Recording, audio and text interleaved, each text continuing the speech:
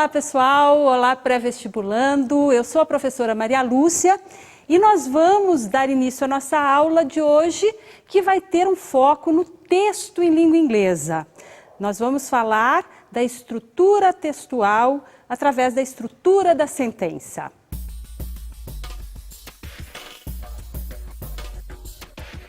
Atualmente, o vestibular e os concursos em geral testam sua habilidade de compreender e interpretar textos. Sendo assim, para ser bem-sucedido no exame, você precisa saber como os textos se estruturam. Por isso, o foco das nossas aulas vai ser o texto em língua inglesa. Mais especificamente, vamos estudar a estrutura da sentença.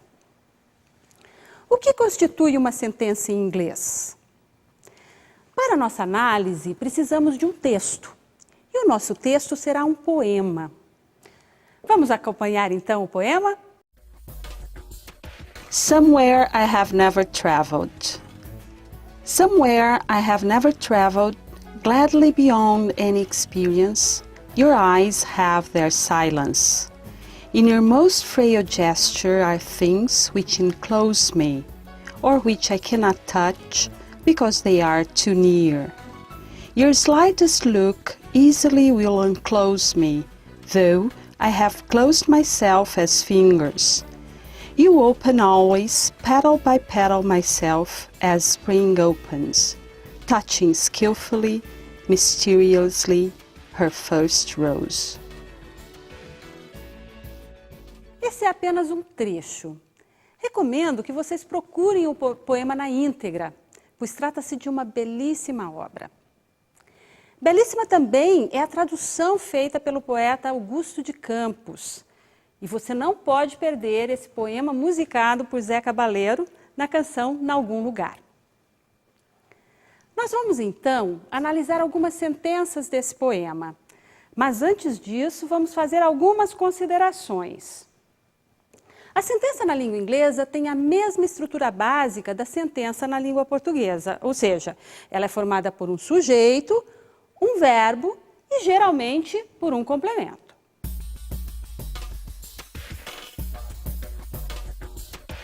Vamos iniciar nossa análise da sentença pelo verbo.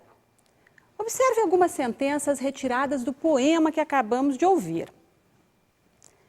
Nós temos subject, verb, complement, separados aí para você fazer o foco agora no verbo, naquela parte do meio ali. Como podemos ver, os verbos podem ter uma estrutura simples, como em have ou is, e estruturas mais complexas, como em have traveled e will should.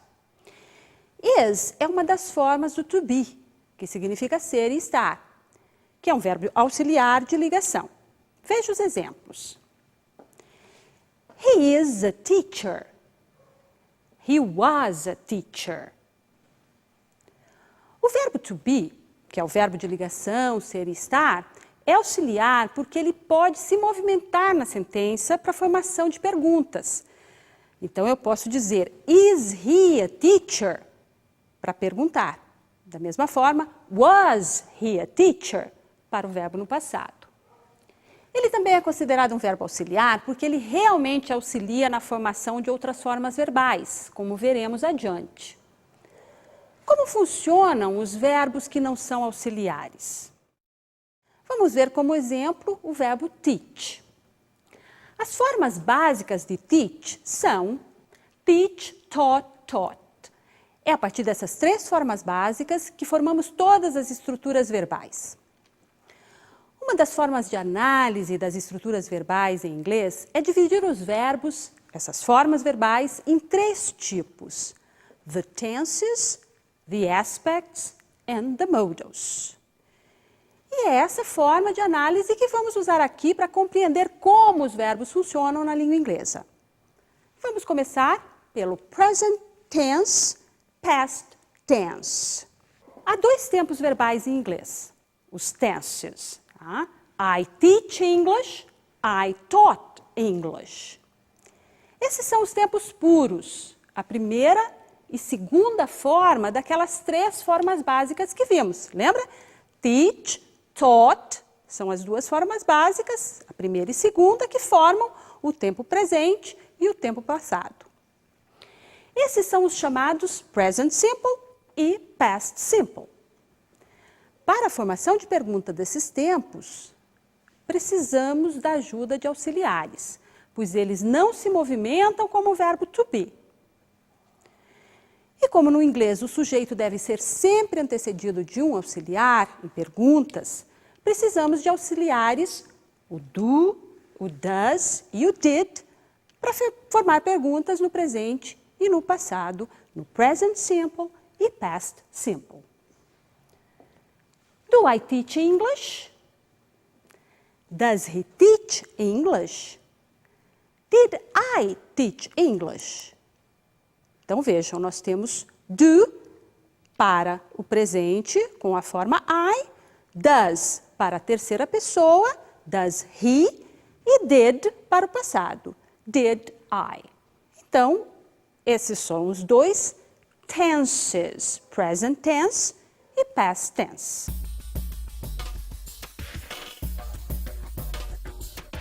A segunda forma, então, de análise é o aspecto, aspects. Os chamados aspectos verbais são formas que usam verbos auxiliares juntamente com o verbo principal para a interpretação de elementos temporais de um evento. As línguas têm formas diferentes de interpretação dos aspectos temporais. Em inglês, existem diferentes meios de expressar os aspectos temporais. Os mais comuns e sistemáticos são os contínuos ou progressivos e os perfeitos. Vamos então iniciar com os continuous or progressive. São chamados contínuos ou progressivos porque dão uma ideia de continuidade, de progresso. Então vejam os exemplos. I am teaching the English verb. I was teaching the English verb. I am going to teach the English verb. O primeiro, I am teaching the English verb, é o present continuous, que está acontecendo no momento. I was teaching the English verb se refere a um tempo no passado, algo que teve uma continuidade, um período de ação no passado. Eu estava ensinando.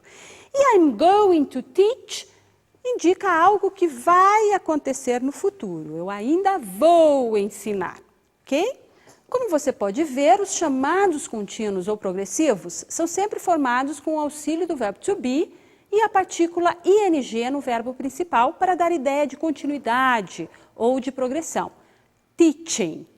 Ou com o to be, mais going, mais to, e aí o verbo, como por exemplo, I'm going to teach, para dar a ideia de futuro.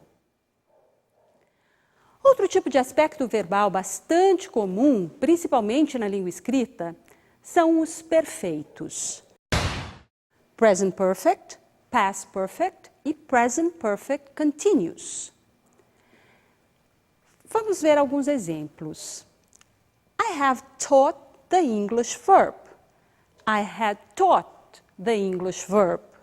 I have been teaching the English verb. Aqui o auxiliar é o verbo have, que significa ter. O present perfect é um aspecto verbal um tanto complexo para nossa compreensão, pois nenhuma forma no português se parece com ele. Embora se chame presente, ele sempre se refere a algo já acontecido, mas que tem alguma relação com o presente. Por isso, ele é muito usado com palavras e expressões como essas aqui. Already, yet, since, for, several times. Por exemplo, have you already read the news?